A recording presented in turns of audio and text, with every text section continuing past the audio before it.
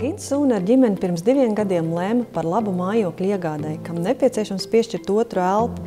Veca koka māja Jūrmalā pēc pamatīgiem pārbūves darbiem kļuvusi par viņu ģimenes īpašumu. Mēs bijām klātesoši tikko, kā būvdarbi bija tikai sākušies, un varam atskatīties uz šo posmu kopā un izvērtēt, kādus pārsteigumus māja sagādāja, kas bija viss izaicinošākais un kā darīt vēlreiz, neatkarīgi no apstākļiem. Sveiks, Gint! Čau! Ir pagājis ilgāks laiks, un es gribu apsveikt jūs ar to, ka esat jau finiša taisnē ar savas mājas renovāciju. Vai tu atceries, kāds bija pats sākums, kad māju nopirkāt? Šeit bija tā aizaugusi teritorija. Šeit bija veca, sena vasarnīca, kura mums ar sievu iekrita sirdī. Māja tika būvēta kā vasarnīca. Un ļoti bieži Jūrmalā vasarnīcas nav paredzētas dzīvošanai ziemā. Vasarnīcai bija diezgan daudz gadi, bet kopumā stāvoklis bija vērtējums kā apmierinošs, lai viņu turpmāk izmantotu kā vasarnīcu. Ja gribētu dzīvot cauri gadu, protams, ka bija nepieciešami uzlabojumi. Un tie plāni viņu atjaunot jau bija diezgan tādi ambiciozi. Diezgan ātrā laikā bija ideja, ka ātri to izdarīsim un dzīvosim. Jā, ideja bija gada laikā. Arī, teiksim, tā budžets bija plus mīnus piemests. Nav ne gads, nav arī ne budžetā neesam iekļaujušies. Un, ir vecā labā patiesība. Ja nu vienīgais tāmas nav ļoti precīzi, tad principā reizini visu ar 2. Un tad apmēram tu iegūsi to gan laiku, gan izmaksas. Protams, pa vidu bija cenu sadārdzinājums, inflācija, pēc Covida problēmas, tad pēc tam nāca kara sekas, kas ietekmē būvniecību un vispār visu pasaulē. Tā kā ir arī objektīvi iemesli un ir arī tas, ka būvēšanas laikā rodās jaunas idejas, vēlmes, kuras gribās realizēt, un kas arī paildzina un sadārdzina visu to būvniecību. Tā ir, kā es saprotu, plāni bija vieni, pēc tam rezultāts jau ir pavisam savādāks. Kas bija tas visizaicinošākais mājas atjaunošanas laikā?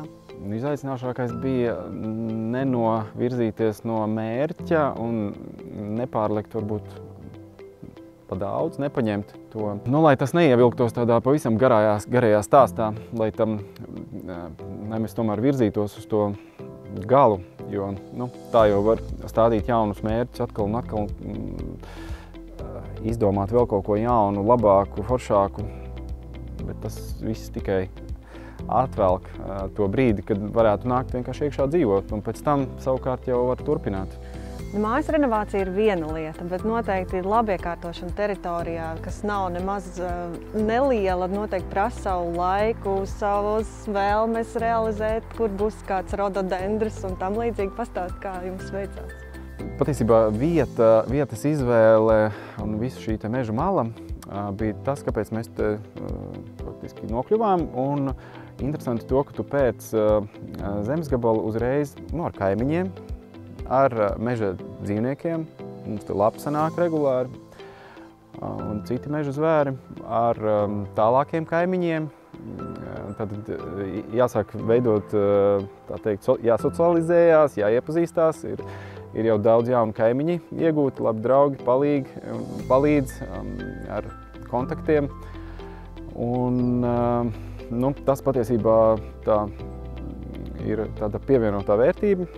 Protams, kad paša tā labiekārtošanas darbi, kā man teica viens te vietējais kaimiņš, draugs, ka tie labiekārtošanas darbi tie faktiski nebeigsies nekad, jo ir pietiekuši liela teritorija ar daudz darbu. Un faktiski tu iegādājoties tādu īpašumu vai zemes gabalu, ja vien tu neesi sliņķis, vai arī, manā gadījumā man patīk darboties ārā, faktiski tu pēc tādu, nopērc vēl sev jaunu hobiju vai jaunu darbošanos ar āra darbiem, kuri nekad nebeigsies. Līdz ar to tu vari tikai uz īsu brīdi kaut ko mazliet apdarīt. Redzu pagalmā arī laukakmeņu krāvu un pastāstīju, kas ir iecerēts ar šiem? Tie ir atvesti no Džūgtas puses, no manu vecvecāku puses. Mēs viņus integrēsim celiņos. Mums būs betonēti celiņi, jau daļa ir izbūvēti, un pa vidu liksim šādus te laukakmeņus.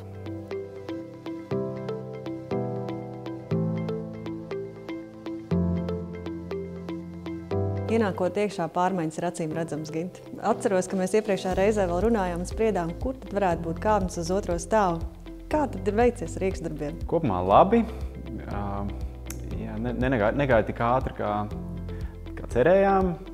Viss sarežģītākais, visilgāko laiku prasīja jumtā apšūšana. Un radās arī izmaiņas, gan kāpņu novietojumā, gan arī krāsas ilgi domājām. Bet tik tālu esam tikuši. Pastāstīja arī par, redzu, ir kamīniņš iekurts. Kā jums ir izdevies padarīt šo māju energoefektīvu? Ar kādiem jauniem risinājumiem varbūt tās jūs esat ieviesuši? Māju mēs sildīsim ar gaisa ūdens tipu siltumsūkni un kombinācijā ar saules paneļiem uz jumtu, kur mēs pašpatēriņam ražosim elektrību un attiecīgi tas siltumsūknis arī lielu daļu to saražotās elektrības lietos, lai mēs varētu sildīt ūdeni un apkuri. Kamīns ir vairāk tāds papildus interjera elements un, protams, kādos drēgnos rudeņos, kā šodien var iekurt kamīnu, bet tas nav pamata siltķermenis šajā mājā. Tādai omulības sajūtai. Jā, protams. Jā. Ir vēl kaut kāda darba, kas noteikti ir jāpabeidz. Kas tad vēl ir? Faktiski mēs esam šobrīd stadijā tādā, ka remonta darbi ir beigušies. Vēl nav notīrīti visi celtniecības putekļi, krāsa paliekas. Un ir jau sataisītas pirmās švīkas uz svaigi krāsotām sienām. Nav vēl visas mēbeles, tā teikt aizkarstangas un dzīvošanai viss nepieciešamais. Bet, ja ļoti gribētu, varētu jau faktiski nākt iekšā dzīvot. Kā ar bērnistabām? Es atceros, ka bija plāns viņas izveidot tādas 2 līmeņu. Ir atrisināts šis jautājums? Jā, jo tas ir faktiski realizēts. Ir 2 līmeņu, 2 stāvu istabas izveidotas, lai bērniem būtu plašāka telpa, vai arī varētu zonas taisīt, kur gulēt vai spēlēties, kur mācīties. Ļāva viņiem arī iesaistīties šo interjeru izveidē? Jā, viņi gan paši krāsoja, gan tā mēs ļāvām savās istabās izvēlēties krāsu. Un krāsas ir izvēlētas tieši tādas, kādas tajā brīdī tika izvēlētas, pēc tā brīža garstāvokļa. Bet mēs ar sievu sapratām, ka šī krāsu izvēle un vispār nebūs mūžīgas, un pēc gadiem 5 visticamākais tāpatās vajadzēs atsvaidzināt, pārkrāsot telpas, un tas nav tas paliekošākais.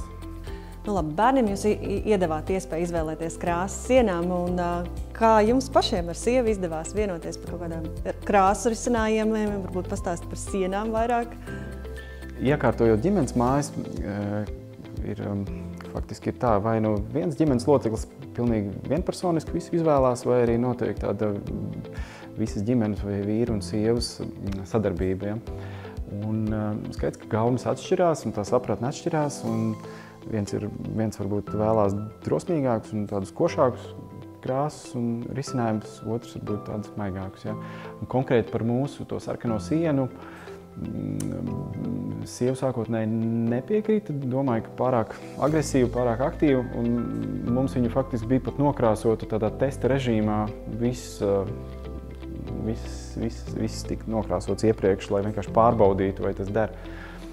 Un tad mēs gājām vēl soli tālāk, ka man ļoti gribējās tādu tā kā dekoratīvo krāsojumu, bet tas izrādījās diezgan dārgs materiāls un laikietilpīgi viņu uzklāt.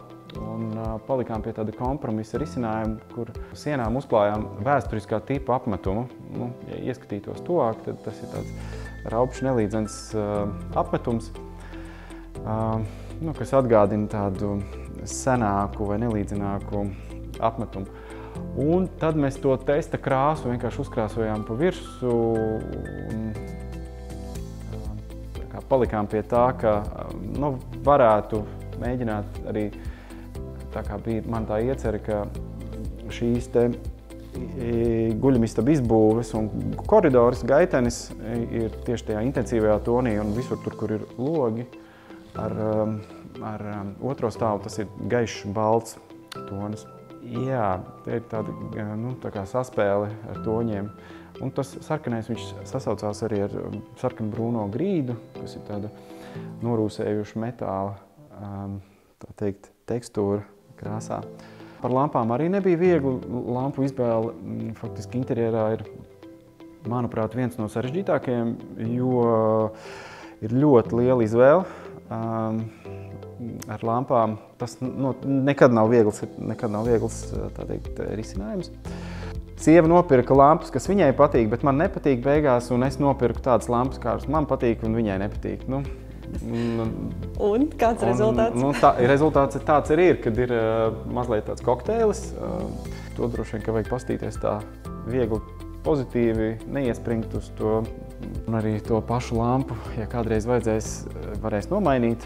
Un pie tām lietām ļoti ātri pieron, un tā, kad sāksim dzīvot, iespējams, mēs to pat vairs nemanīsim vairs to.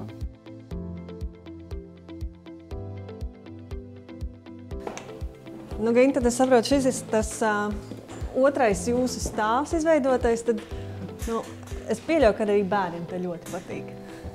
Šī ir tā mājas daļa, kas sākotnēji nebija plānota, kas radās darba procesā. Pietiekami gaiši un interesanti risinājumi, un nojaušu, kad arī bērniem te ir kaut kāda interese. Jā, te ir viens tas režģis, lai siltums no pirmā stāva nāk te augšā, te nebūtu nekāda sildīšanas vajadzība. Un arī gaisma. Te ir vairāki logi, gan lielais logs, kur rīta saule iespīd, gan arī jumta logi ar dienvidu sauli. Un tad mums tas mājas viducis arī ir izgaismots. Un papildus gaismā bērnu istabās caur šiem te logiem.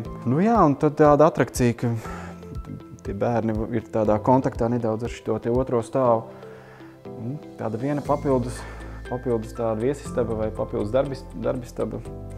Ar laiku izdomāsiet to, ko te īsti iekārtot. Funkciju izdomāsim, jā.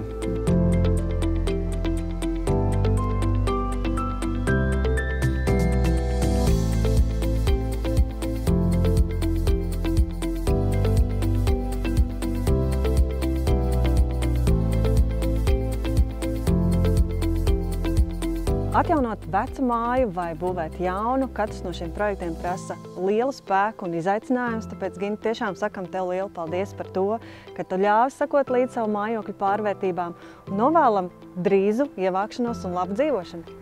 Paldies!